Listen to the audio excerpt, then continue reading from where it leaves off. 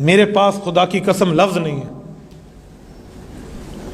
میں برداشت نہیں کر سکتا یہ بات کرتے ہوئے۔ سیدہ کائنات رضی اللہ عنہ ام المؤمنین، جن کا نکاح اللہ پاک نے عرش پر کیا، حدیث پاک ہے صحیح بخاری کی، رسول اللہ صلی اللہ علیہ وسلم نے فرمایا اما عائشہ کو کہ عائشہ ابھی تیری میری شادی نہیں ہوئی تھی، جبرائیل میرے پاس آئے اور ان کے ہاتھ میں غلاف سی چیز تھی۔ جبرائیل نے پوچھا یا رسول اللہ آج میں آپ کے پاس اسپیشلی آیا ہوں، آپ نہیں پوچھیں گے یہ غلاف میں چھپی ہوئی کیا چیز ہے؟ جبرائیل بتائے کہا آپ کہ اللہ نے آپ کو سلام بھی دیا ہے اور یہ آپ کو آپ کی امانت دی ہے۔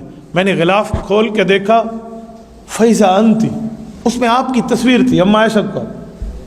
میں نے پوچھا کون؟ کہا اللہ نے اس خاتون سے آپ کا نکاح عرش پر پڑھ لیا ہے، یہ آپ کی دنیا میں بھی بیوی ہوگی، آپ کی آخرت میں بھی بیوی ہوگی۔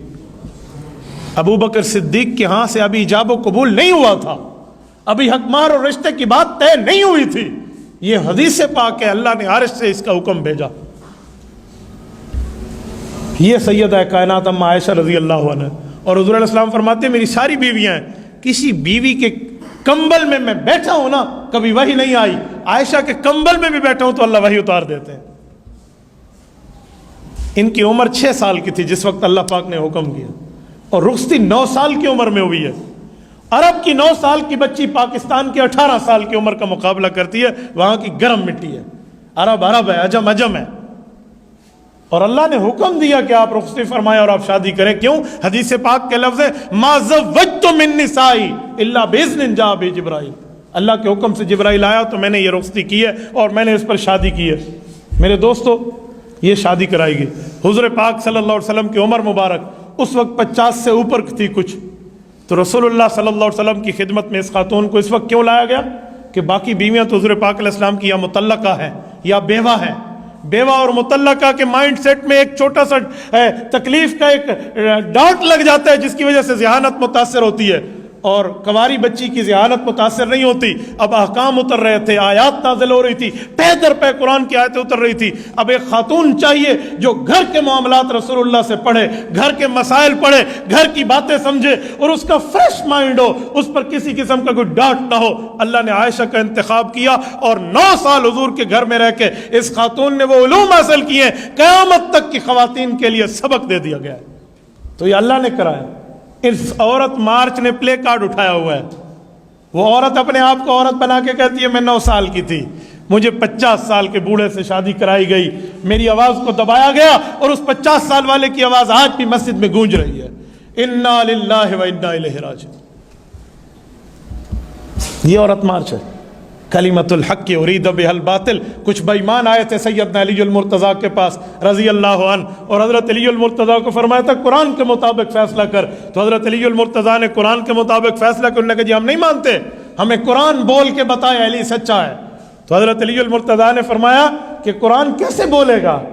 قرآن تو ویسے بولے گا جو ہم نے جس پر قرآن اترا ہے اس سے پڑھا ہے، لیکن ان بے ایمانوں نے نہیں مانا، کائنات نے انہیں خارجی کہا ہے، نہروان کی جنگ میں انہیں تحقیق کیا گیا، وہ لعنتی ٹولہ تھا جن نے لفظ بہت اچھا بولا اور مطلب غلط تھا۔ تو حضرت علی نے فرمایا کلمۃ الحق ارید بها الباطل، جملہ اچھا ہے مطلب بہت برا ہے۔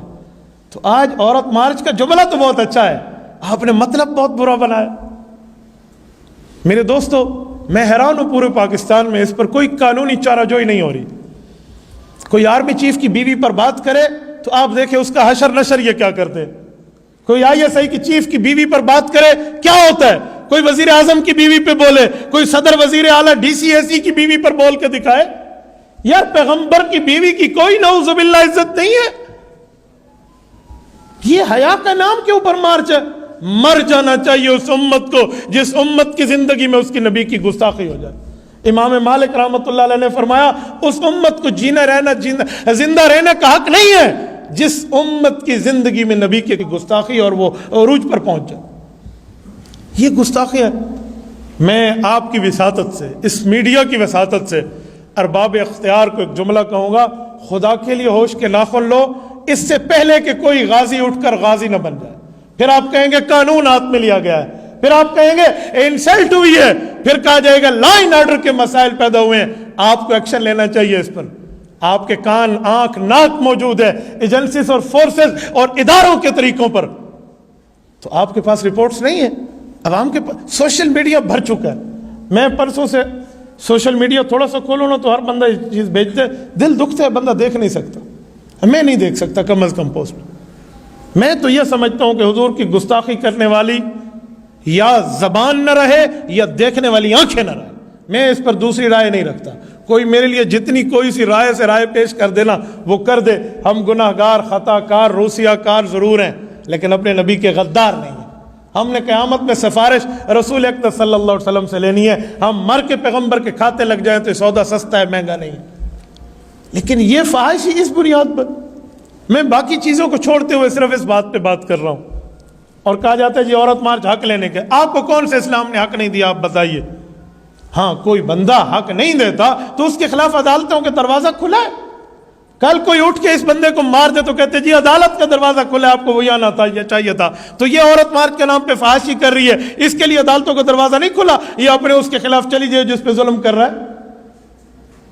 میری تحقیق یہ ہے کہ اس عورت مارچ میں شریک ہونے والے یا سارے خسرے ہیں یا وہ ہیں جو خاوند چھوڑ کے جان چھڑا چکے ہیں کہ اس کو تو میں اپنے گھر رکھنے پہ تیار ہی نہیں ہوں. آپ کسی ایک خاتون کی وہاں گفتگو 5 منٹ سن کے تو دیکھیں, کہتے ہیں ہمیں کسی نے قید کیا ہوا ہے. کہ کھوتی کو ہاتھ لایا تھا کو اپنے کو قید کرے سی, کہ پاگل تھی انہیں, کسی نے اپنا دماغ خراب کرنے جو اس جیسی کو اپنے پاس رکھے گا. لفظ سنیں, لباس سنیں, انداز سنیں.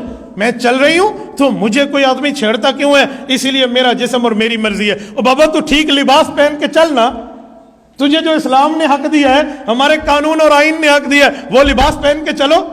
آپ لباس پہنو گے عریانی, اور پھر کوئی اگر دیکھ لے تو کہیں گے جی نہیں, نیچی نگاہ رکھو, نیچی. سبھی ہی مجھ سے کہتے ہیں کہ رکھ نیچی نگاہ اپنی, کوئی تم سے نہیں کہتا نہ نکلو یوں حیا ہو کر. یار یہ کیا بات ہے, پہلے عورت کو پردے کا حکم ہے, پھر مرد کو آنکھ نیچی رکھنے کا حکم ہے. میں سمجھتا ہوں مرد کو آنکھ نیچی رکھنی چاہیے, لیکن اس کا یہ مطلب تھوڑی ہے کہ فحاشی اور عریانی کا ایمان پہ ڈاکہ ڈالتے ہوئے آپ لوگ آ جائیں. یہ پاکستانی اور مشرق کی تہذیب نہیں ہے, یہ ہماری اسلامی تہذیب اور تمدن نہیں ہے, یہ ہماری اسلامی ثقافت نہیں ہے, یہ دینی تہذیب نہیں ہے. یہ تہذیب ہے تو غیر مسلم تہذیب ہے. اس پر ہم سب کو آواز اٹھانی چاہیے. آپ جتنے دوست بیٹھے ہیں اس پر آپ کو پاس جو پلیٹ فارم ہے, وہ سرکاری ہے, وہ نیم سرکاری ہے, وہ غیر سرکاری ہے, وہ ذاتی ہے, وہ پرائیویٹ ہے, وہ کچھ بھی ہے, یا سوشل میڈیا کا فارم ہے, اس پر آواز بلند کر کے بات کرنی چاہیے. کریں گے انشاءاللہ, کریں گے آپ حضرات. آپ مجھ سے اللہ کے گھر میں بیٹھے ہیں, میں آپ سے ہاتھ اٹھا کر اس بات کا صرف اس لیے وعدہ لیتا ہوں کہ ہم مسلمان ہیں. کریں گے, اپنی طاقت اور وسعت کے مطابق کریں گے نا. اور اس پر ہمیں سمجھانا اور بتانا بھی چاہیے. اور جو لیگل ٹیم ہے ہماری, جو وکلا ہیں, جو قانون اور آئین کو سمجھنے والے ہیں, میں ان سے ریکویسٹ کروں گا, گزارش کروں گا, دستبردار عرض کروں گا. حضرت اماں عائشہ صدیقہ آپ کی بھی امی ہے, میری بھی امی ہے. رسول اللہ آپ کے بھی نبی ہیں, میرے بھی نبی ہیں. آپ قانونی طریقے سے ان کو شکنجے میں لائیے, آئینی طریقے سے ان کو شکنجے میں لائیے. ہم کب تک اس بے غیرتی پر صرف آنسو بہا کر خاموش رہیں گے؟ ہمیں اقدام کرنا چاہیے, ہمیں آگے نکلنا چاہیے. تبارك الذي نزل الفرقان على عبده ليكون للعالمين نذيرا.